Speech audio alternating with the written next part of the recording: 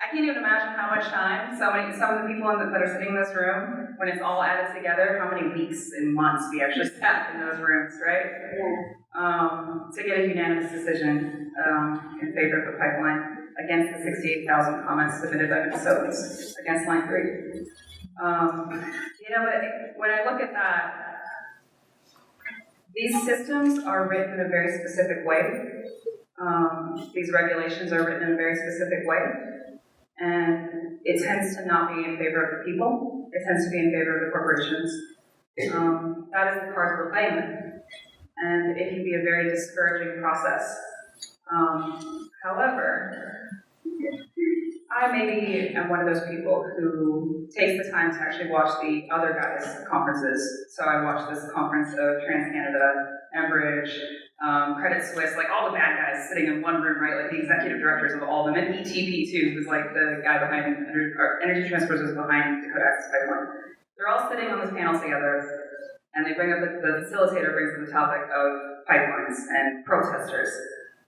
What's your biggest issue with protesters? And they all just went in for at least 20 minutes of their panel on how much they hated protesters.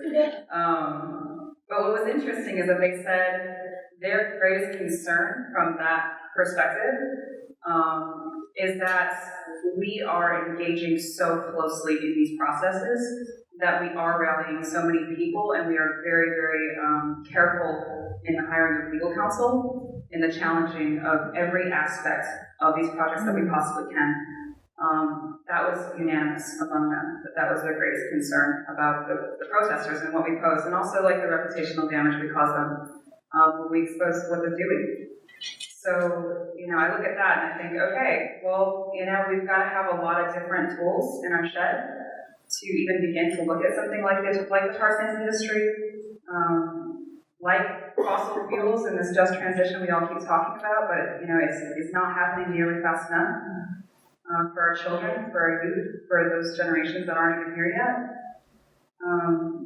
You look at that and you think, okay, well, if we all collectively work on this together and we all collectively engage in a real way, change can happen.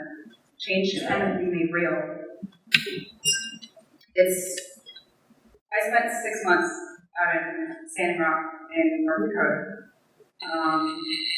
I saw beauty, I saw pain, I saw police brutality, corporate control, in pretty much the most in-your-face way you could possibly imagine.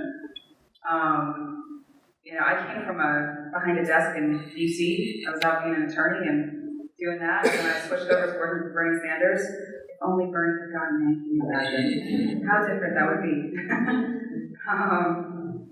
Yeah, we're in a wild time with that, huh? I mean, it's just getting worse. It's like snowballing worse, but yeah, and then I went out to North Dakota because I saw this beautiful resistance happening. I saw that people were tired, they had enough, and they were willing to stand in front of the machines. That Indigenous people in particular have experienced the effects of climate change and the effects of extraction and all of these other oppressive, oppressive systems on our people of dismantling our sovereignty, our theft of our children, the theft of our resources, of our language, of our culture, so many different things that happen. And then it's like, on top of that, now we're coming to the last pieces. Now we're going to take your water too, and we're going to throw this under your land because we don't want it under ours. That's what Dakota Access was to me. And all those people standing together was so beautiful. And then that became a movement that was heard around the world. It became a movement that thousands and thousands and then millions of people were watching. And that is people's power. That is watching a student in Laos question President Obama about the Dakota Access Pipeline.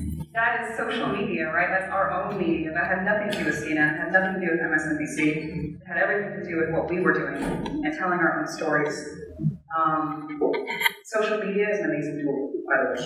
It's an incredible tool. It can be a bad tool, but it also is one that can unite people around the world around a cause.